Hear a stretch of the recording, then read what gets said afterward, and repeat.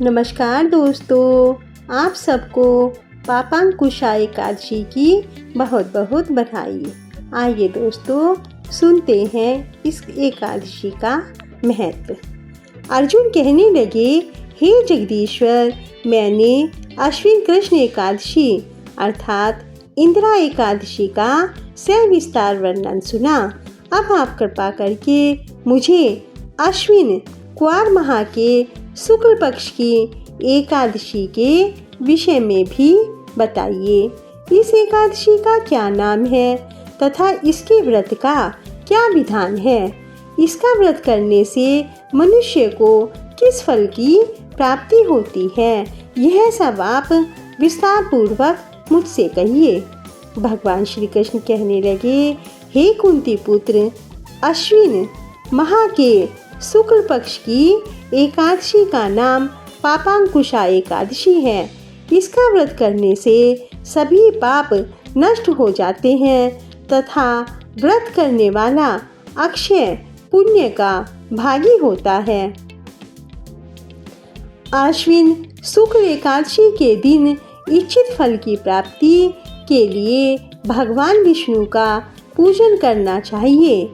इस पूजन के द्वारा मनुष्य को स्वर्गलोक की प्राप्ति होती है। हे अर्जुन, जो मनुष्य कठिन तपस्याओं के द्वारा फल की प्राप्ति करते हैं, वह फल इस एकादशी के दिन क्षीर सागर में शेषनाग पर शयन करने वाले भगवान विष्णु को नमस्कार कर देने से मिल जाता है और मनुष्य को यम के दुख नहीं भोगने पड़ते। मनुष्य को पापों से बचने के लिए इसका दृढ़ संकल्प करना चाहिए। भगवान विष्णु का ध्यान स्मरण किसी भी रूप में सुखदायक और पापनाशक है, परंतु पापांकुशा एकादशी के दिन प्रभु का स्मरण कीर्तन सभी क्लेशों व पापों को शमन कर देता है। पापांकुशा एकादशी व्रत कथा।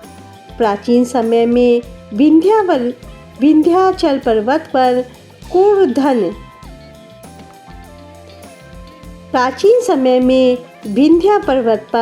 क्रोधन नामक एक बहेलिया रहता था।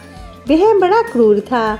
उसका सारा जीवन हिंसा, लूटपाट, मद्यपान और गलत संगति पाप कर्मों में बीता। जब उसका अंतिम समय आया, तब यमराज के दूत बहेलिये को ले जाने के लिए आए। यमदूत ने बहेलियों से कहा, हे बहेलिये, कल तुम्हारे जीवन का अंतिम दिन है। हम तुम्हें कल लेने के लिए आएंगे।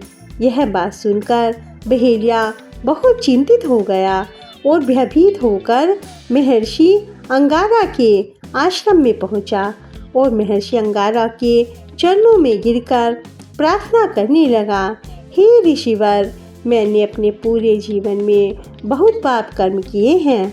कृपया करके मुझे कोई ऐसा उपाय बताइए जिससे मेरे सारे पाप नष्ट हो जाएं और मोक्ष की प्राप्ति हो सके। उसके निवेदन पर महर्षि अंगारा ने उसे आश्विन शुक्ल की पापांकुशा एकादशी का विधि पूर्वक व्रत करने को कहा। महर्षि अंगारा के कहे अनुसार उस बहेलिये ने बहुत ही विधि पूर्वक व्रत किया। दिन भर प्रभु नारायण का स्मरण किया, जिससे वह सारे पाप कर्मों से छुटकारा पा गया। इस व्रत के पूजन के बल से भगवान विष्णु की कृपा से वह विष्णु लोक को गया। जब यमराज के दूतों ने इस चमत्कार को देखा तो वह बहेलिये को बिना लिए ही यमलोक लौट आए। और यही है पापांकुशा एकादशी के व्रत का महत्व। इसीलिए इस एकादशी के व्रत को अवश्य ही करना चाहिए।